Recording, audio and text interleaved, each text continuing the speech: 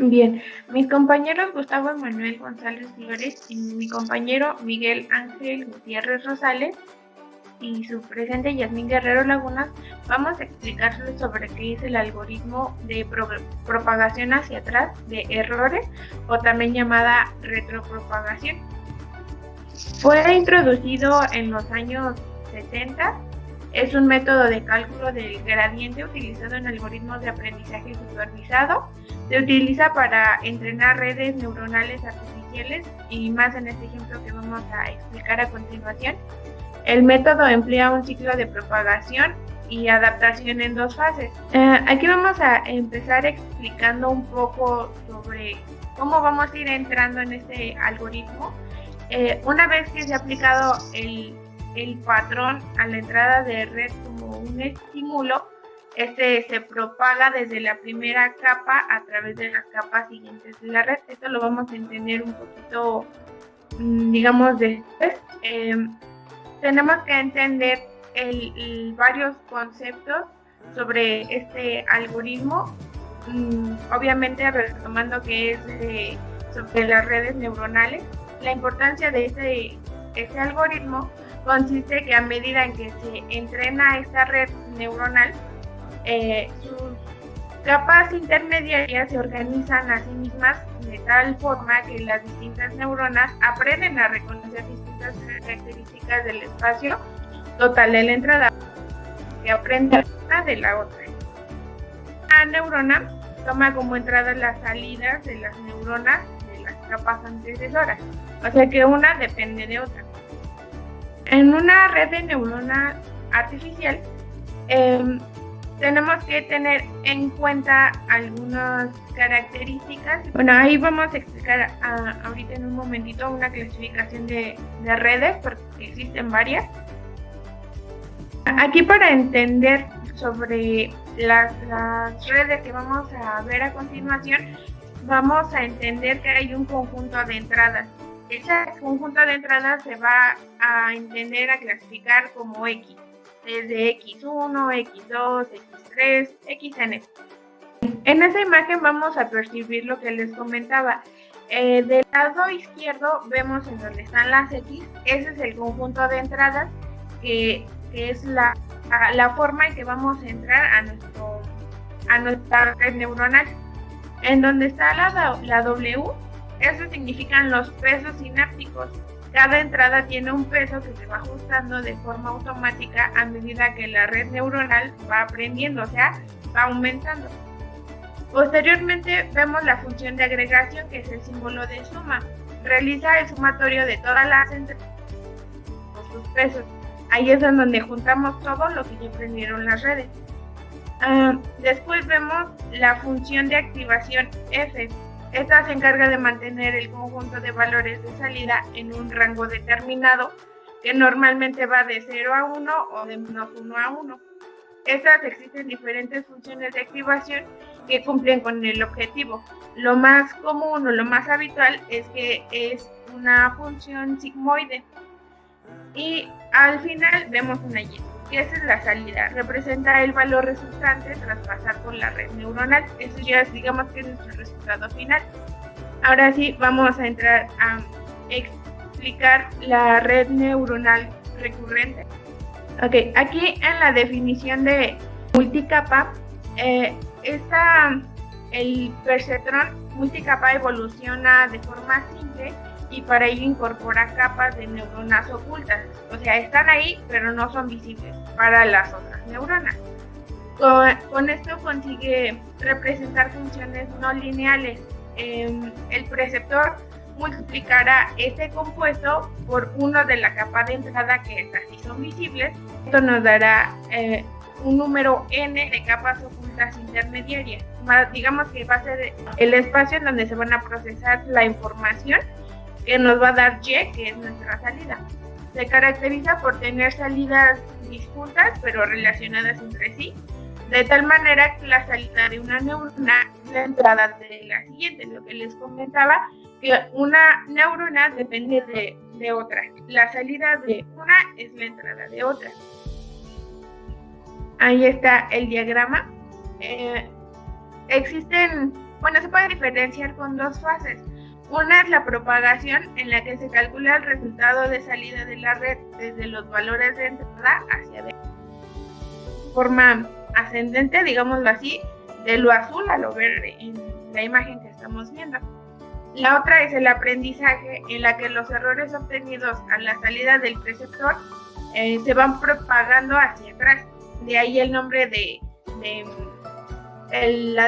multicapa, con el objetivo de modificar los pesos de las conexiones para que el valor estimado de la red pues digamos que se compare o se asemeje cada vez más a la real, que sean casi similares.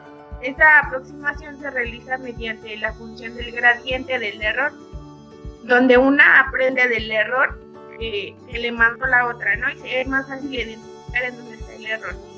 Aquí en esta parte, cada neurona, digamos que igual que como en los otros ejemplos, dependen de la otra, pero en este caso, digamos que tienen la opción de corregir los errores que se identifican anteriormente, ¿no? En pasos anteriores.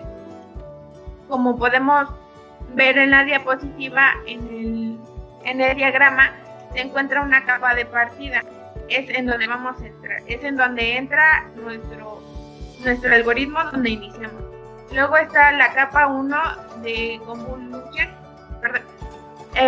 Esto significa que, digamos que nuestra entrada ha sido correcta, va a seguir pasando por esas capas ocultas hasta pasar a la capa clasificadora, en donde le va a decir a dónde pertenece cada una. Aquí el preceptor multicapa viene de que cada neurona no se une con todas, y cada una de las capas es un subgrupo que se especializa en reducir el número de neuronas necesarias y la complejidad racional necesaria para su ejecución. En la red neuronal recurrente, ahí es un poquito más diferente, pero igual. En esta parte, el preceptor es la red neuronal más básica que existe. Digamos que es la más simple, la más entendible. Esto desde los años 50. Su funcionamiento del preceptor es muy sencillo. Simplemente va a leer los valores de entrada, va a sumar todas las entradas de acuerdo a cada uno de sus pesos, y el resultado lo introduce en una función de activación, en donde le va a decir: tú vas a hacer tal cosa, le va a asignar una tarea o lo va a dejar hacer la tarea que se le fue asignada, que eso va a ser nuestro resultado final. El entrenamiento del preceptor no es más que determinar los pesos sinápticos y el umbral que mejor le hagan la entrada de ajuste a la tarea. Para la determinación de estas variables se sigue un proceso adaptativo, son adaptables. El proceso comienza con valores aleatorios, no tiene un valor fijo, y se van modificando según la diferencia entre los valores deseados y los ajustados por la red. Aquí en el proceso de aprendizaje vemos como una red es capaz de calificación de un profesor, supongámoslo así, poniéndolo como un ejemplo, cuando un profesor asigna una calificación a 2 exámenes, los pondera y con ello obtiene una nota final. Como no sabemos nada de lo que puso el profesor, ni somos adivinos ni nada, nosotros estamos enteros en conocimiento a cuanto a lo que el profesor va a actuar. Entonces vamos a estimar los pesos iniciales de 0 a 5. Es decir, que aquí ambos exámenes tengan la misma importancia. Empezamos en el entrenamiento y metemos 2 notas de 6 y 8, por ejemplo, y vemos que el resultado no es 7, sino 6 o 4. Esto hace pensar que no valen igual. Para adivinar la ponderación subimos el peso de la primera entrada. Ahí es cuando entra la adaptación que tiene esta red de neuronas, y bajamos el de la segunda. Por ejemplo, 0 y 4 o 0 y 6. Entonces se repite el proceso y vemos que ahora no nos hemos acercado a los valores que teníamos, ¿no? Pero llegamos al 6 y 8, por ejemplo. Pero todavía no es correcto. Entonces se vuelve a repetir el proceso hasta que el valor sea aceptable, ¿no? Nosotros consideramos que es aceptable. En este proceso en que la parte de las neuronas en la capa de entrada termina en las neuronas de la capa de salida, cada neurona realiza su suma ponderada de todas las entradas de acuerdo a cada uno de sus pesos. Pasa el resultado por una función de activación y genera el resultado que pasa a la siguiente capa. Este proceso se repite y se repite hasta que la última capa de neuronas que nos devuelve el resultado de la red. O sea, hasta que lo que entró pasa por todas las capas y tiene una salida satisfactoria, digamos así. Aquí sobre cómo calcular el coste de la función, digamos que esto se refiere a calcular el error entre el valor estimado por la red y el valor real, que debería de haber sido el mismo, pero pues en realidad no es así, con el fin de optimizar los parámetros de la red neuronal. Entonces, en este algoritmo vamos a entender que los resultados de una función del coste del algoritmo se trata de determinar en cuanto de qué culpa tiene cada una de las neuronas sobre el error cometido. O sea, la culpable que haya pasado el error y lo haya compartido con las demás neuronas. Este tipo de algoritmo busca la culpa de manera iterativa, o sea que busca, no solo se deja ir nada más por suposiciones, ¿no? Tiene una investigación previa, desde la primera capa hasta la última capa, cada una, hasta encontrar el error. Algunas de las ventajas que se aportan es el aprendizaje adaptativo, que es la capacidad de aprender a realizar tareas basadas en experiencias anteriores. Aquí es donde se entiende un poquito mejor en que una capa aprende de la capa anterior y la capa posterior aprende de la misma forma, ¿no? También otra ventaja es la autoorganización, que es la capacidad de crear su propia representación de la información que recibe mediante una etapa de aprendizaje. O sea, no es lo mismo que te enseñe una capa y tú lo entiendas de la misma forma que te lo está enseñando esa capa, sino que tú lo vas a entender de otra forma diferente. También entra la tolerancia a fallos, que es la capacidad de seguir produciendo respuestas aceptables incluso ante daños parciales de su estructura. Esto se debe a que almacena información redundante. Pues dado a que una aprende de la otra, pues tenemos bastante, si no es que muchísima información redundante entre estas redes. La operación en tiempo real, pues esto sucede al implementarse sobre arquitecturas paralelas y sobre todo más complejas, ¿no? La flexibilidad, pues es la capacidad que se tiene para manejar los cambios que no son tan importantes en la información de entrada como las señales con ruido u otros cambios en la entrada, ¿no? Digamos que información basura, información que a nosotros no nos sirve y pues se tiene que continuar con el ingreso y esperando una respuesta o un resultado favorable como entre todo, ¿no? Y pues esto de mi parte sería todo. A continuación, mis compañeros Emanuel y Miguel Ángel van a explicar con un ejemplo el algoritmo. Bueno, nosotros les vamos a explicar lo que es back programmation, pero ya en un ejemplo, en un programa. Para entender esto o para entender el ejemplo, necesitamos saber unas cosas antes de todo. Lo primero es que el algoritmo trata de encontrar los valores de pesos para cada neurona. Como ya se lo habían explicado ya, mi compañera Yasmin, ya sabemos lo que es una neurona y lo que es un peso. Las salidas deben ser binarias porque es prueba y error. No puedes tener mitades o medios, por decirlo así, o valores que sean, que estén divididos. Voy a decir unos pasos que se deben tomar en cuenta antes de que empecemos con el algoritmo. El primer paso sería que asignar un valor aleatorio pequeños entre 0 y 1 y en omega sería 1 y 2. Eso nos sirve para tener tener un valor más aproximado al real. El siguiente sería calcular la salida de neuronas de la primera capa y la capa final. Eso más adelante se irá explicando conforme vamos haciendo lo que es el programa. El test sería calcular el error de salida de NANTE y la salida que no es calculada todavía. El 4 sería calcular los pasos sin cambiar lo que es perdón, calcular los pesos sin cambiarlos todavía, solo los tenemos que almacenar y guardarlos. Otras cosas sería que el algoritmo se divide en dos capas.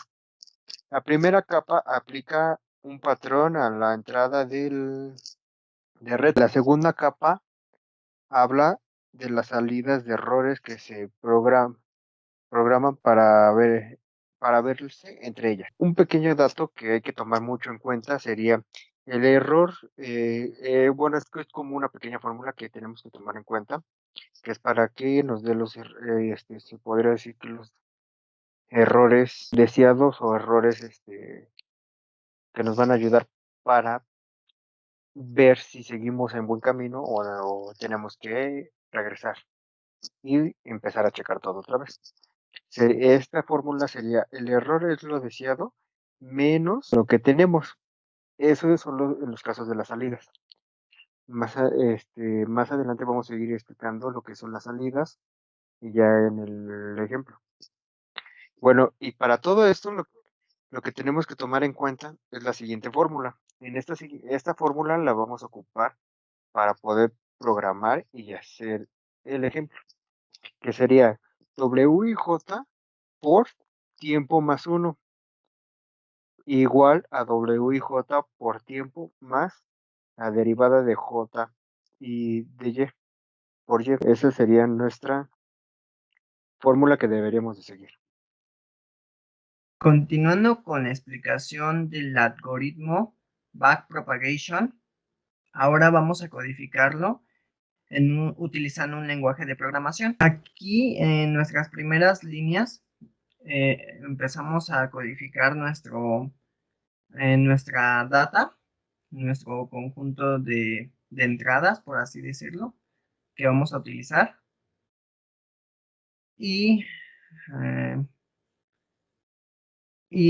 vamos a hacer el análisis sobre estos datos.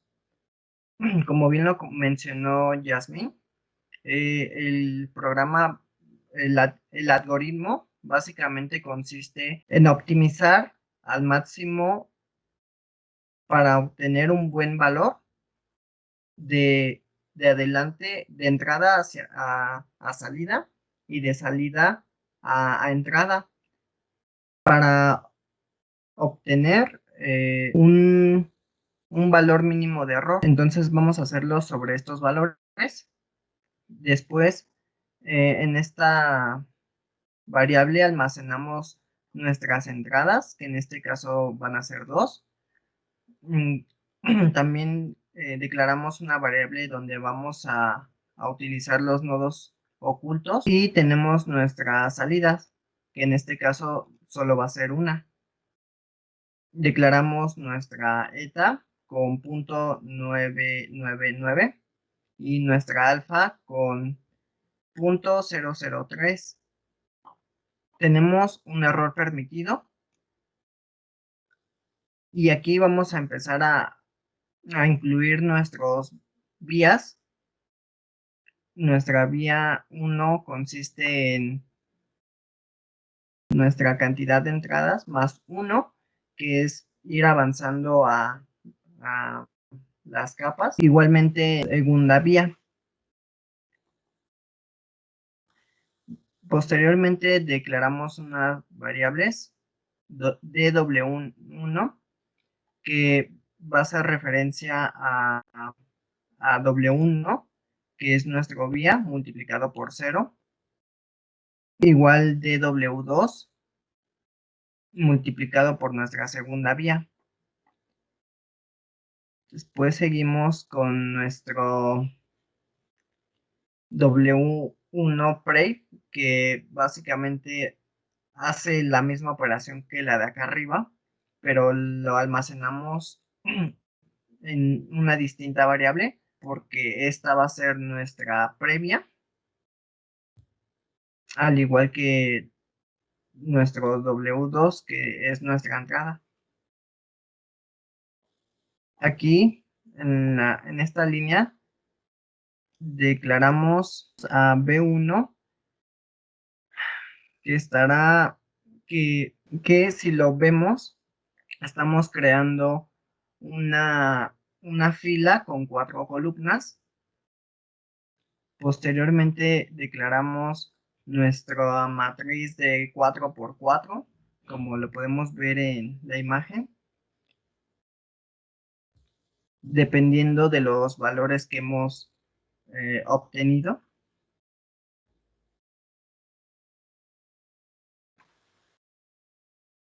Y aquí utilizamos un Y para medir el error.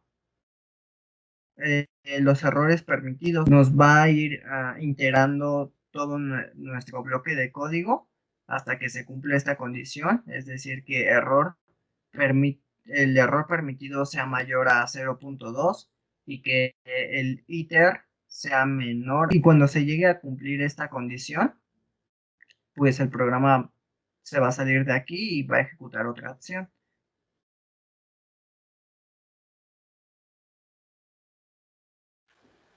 Aquí vamos a inicializar el error y en este for lo primero que vamos a hacer es le vamos a dar el valor a muestra que va a ser 1 con un tamaño de yd, que nuestro valor yd es un array de una fila por 4 columnas.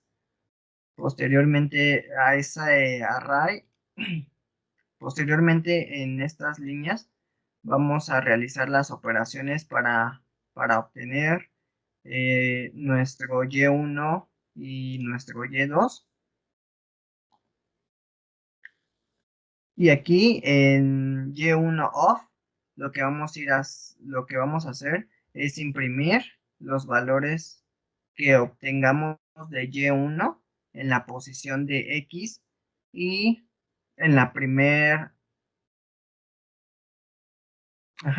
en la posición de x y en la primer columna, como lo muestra aquí.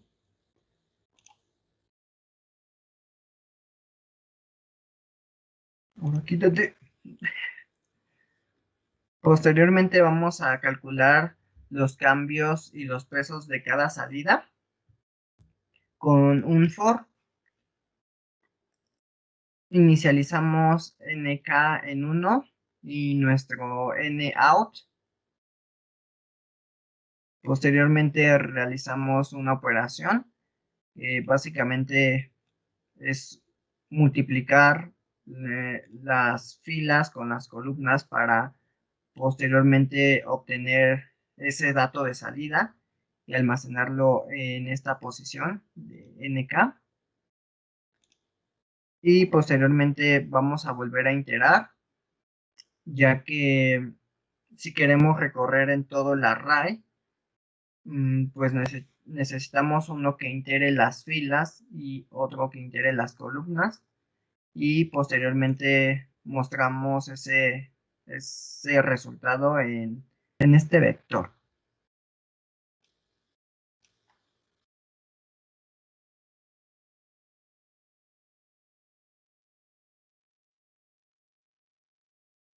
Ahora vamos a seguir con los cálculos para los cambios de pesos por cada capa oculta que tenemos. Y básicamente es el mismo procedimiento. Utilizamos un for y inicializamos nj en 1, la capa oculta, que nos va a servir para calcular el error de cada neurona en nj. Y seguimos con el proceso. Declaramos una variable sum y la inicializamos en 0. Posteriormente utilizamos un for que nos va a ayudar a ir mostrando esos valores en cada vector. Y igualmente El for de acá arriba nos sirve para las filas y este vector nos sirve para las columnas. A continuación sigue mi compañero Miki, quien les va a explicar la actualización de los pesos. Bueno, para calcular la actualización de los pesos necesitamos poner lo que es el W1. El W1, y bueno, ya saben que viene lo que es, ¿cómo se llama? El principio que nos explicó Emma. W, y hay que darles un valor, por decirlo así. El W1 le ponemos, es W1 nuevo, igual a W1 más Z por DW1 más alfa por W1 menos W1 previo. Esto quiere decir que cada capa, bueno, para calcular los pesos o actualización de los pesos, le estamos dando los valores. Los W, pues siempre van a ir los valores de los pesos nuevos. Ahora sí que el siguiente, bueno, ese es el primer renglón de W, es la fórmula. En el siguiente, de W1 previo es igual a W1, ahí nos está dando lo que es el resultado. Al igual que en el siguiente renglón, que nos está mostrando el nuevo valor que ya le dimos a los pesos. En el tercer renglón, en el cuarto renglón, perdón, en W2 nuevo, es la misma, ahora sí que es la misma función, sí, la misma función, la misma operación que tenemos que hacer para actualizar los pesos o los valores de los pesos número 2, por decirlo así. Y como como en el anterior, los siguientes dos renglones nos está dando lo que es el resultado, y en el renglón de abajo nos está dando lo que es el resultado nuevo. Ya una vez teniendo esto, pues vamos a sumar lo que es el error. Bueno, sí, para sacar el error permitido, vamos a tener lo que es la operación que sería la siguiente, que sería sumar error permitido más YD, bueno, más por YD por muestra, menos Y2 al cuadrado. O sea, ahora sí que ese renglón nos explica que vamos a tener los nuevos valores. Bueno, el nuevo valor del error permitido. En el siguiente sería el muestra. En el muestra ahora sí que ya es en donde ya vamos a tener el error total por el inter, y eso nos tiene que dar el mismo valor de el error permitido. Abajo, el error permitido ya lo tenemos, se podría decir que en ese renglón nos dice que el error permitido es igual al error que ya teníamos en un principio. En el siguiente dice, bueno, ya todo eso es con un while. El while ya lo explicó mi compañero Emma, para qué nos sirve, para calcular los errores permitidos. Bueno, el siguiente paso es mostrar los resultados con las muestras en plano 3D. Esto se refiere, como lo pueden observar, bueno, porque aquí ya está corrido, ahorita lo corremos bien. Como pueden observar, esos son los valores que ya nos dio. Pero para sacar esos valores tenemos que ocupar las siguientes fórmulas o la siguiente operación, que sería en un for poner lo que es muestra igual a 1, leg por yd, perdón. Esa es la fórmula que tenemos que ocupar. Para más específico, ya sería y1 es igual a 1, y eso vamos a multiplicar. Bueno, la expresión sería 1 más x, se multiplica por w1, y todo eso se multiplica, ahora sí que W1 se multiplica 1 por nin, por ni, más 1. Eso es lo que nos está... Ahora sí que todo eso es para darnos un valor en una gráfica. Igual lo que sería el siguiente renglón, que sería y log, es igual a y1 por 1 ese es un valor que nos está dando en la gráfica, que es como ahí aparecía, era en un pequeño intervalo de 0.0 y tantos al 1. Ahí está, por ejemplo, es de 0.1813 a 1 cerrado. Ese es el valor que nos está dando y es en donde se va a poner el punto. Y2 es la muestra, que es igual a 1. Todo eso es multiplicado de 1 por expresión y eso se multiplica por W2, que es igual a 1 por NOC más 1. Eso viene siendo lo mismo que les había explicado anteriormente, que nos va a dar un valor para ponerlo en el intervalo del número y mostrarnos el punto.